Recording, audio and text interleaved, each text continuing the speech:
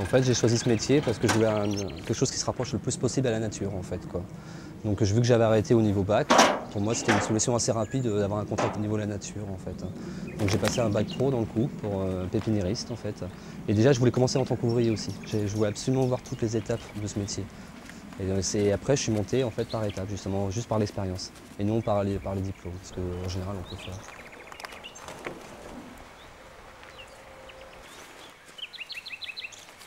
Et après, donc, vous attaquez le champ.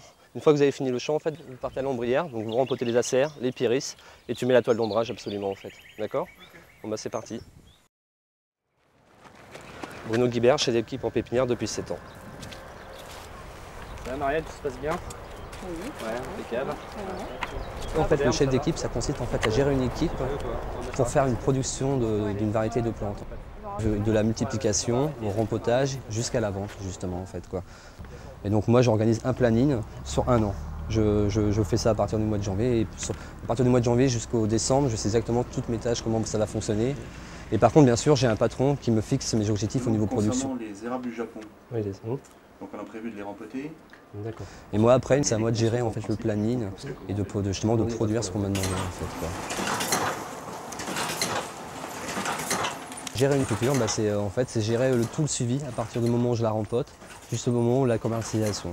Donc ça va dire le personnel qu'il va falloir que je gère et toute l'infrastructure derrière, en fait. Donc ça veut dire gérer les engrais, la fertilisation, les traitements bien sûr, et l'irrigation au long de l'année, savoir à quel moment je dois tailler les plantes, les tuturer lorsque c'est des plantes grimpantes, jusqu'à la commercialisation. Une fois que toutes ces étapes vont être faites, j'ai un rôle d'observation au niveau de la culture et savoir à quel moment justement il peut y avoir un problème. Les compétences qu'il faut avoir pour ce métier, c'est l'observation, le sens d'organisation, l'initiative, parce qu'il faut toujours prendre les devants, et la polyvalence, parce qu'il faut être capable de répondre à toutes les tâches, quoi.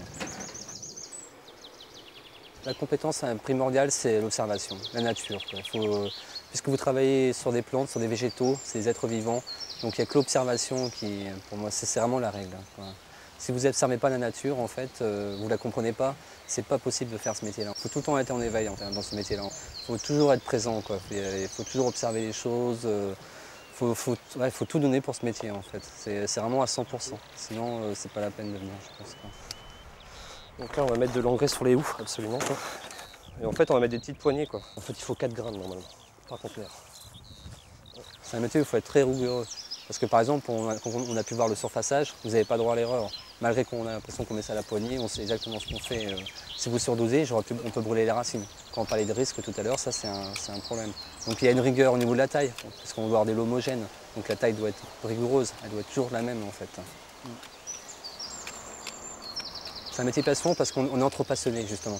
Déjà, on travaille contre passionnés. Tous les gens qui travaillent avec moi sont des gens qui adorent les plantes. Donc déjà, on a toujours un point commun, donc ça c'est très agréable quand même. La nature, d'être dehors quand même, je pense qu'il n'y a pas mieux, quoi. Pour ma part, j'ai toujours voulu ça, donc voilà, pour moi c'est adorable, quoi. Et c'est le côté vivant aussi. On est toujours en action. Moi je suis quelqu'un d'actif, moi je ne peux pas rester en place, de toute façon je ne peux pas concevoir derrière un bureau par exemple, quoi. L'ordinateur ça me suffit 5 minutes le matin, voilà. Mais sinon, non, moi il faut que je sois dehors et que je bouge, quoi. Moi, pour ma part, depuis que je suis chef d'équipe, j'ai jamais vraiment trouvé de difficulté. C'est vrai qu'à la longue, peut-être le temps, le climat. Vu qu'en pépinière, on travaille toujours dehors, c'est vrai que l'hiver, plus ça va, plus je les trouve durs. J'avoue que des fois, quand il gèle, c'est pas toujours agréable, quoi. Mais bon, au bout d'une demi-heure, ça passe. Et vu que vous travaillez, vous réchauffez tout de suite. Et le problème s'efface très vite, en fait, quoi. Si c'était à refaire, je ferais exactement le même chemin, quoi. J'ai voulu, tout ce que j'ai fait, en fait, j'étais heureux de le faire, quoi. Pour l'instant, ça va faire 9 ans maintenant que je fais ce métier, avec mon apprentissage. Et il n'y a pas un moment où je me suis ennuyé, donc je ne vois pas pourquoi je changerais, quoi. Pour moi, ça a été parfait pour l'instant, donc non, j'aurais refait exactement la même chose, ça c'est sûr.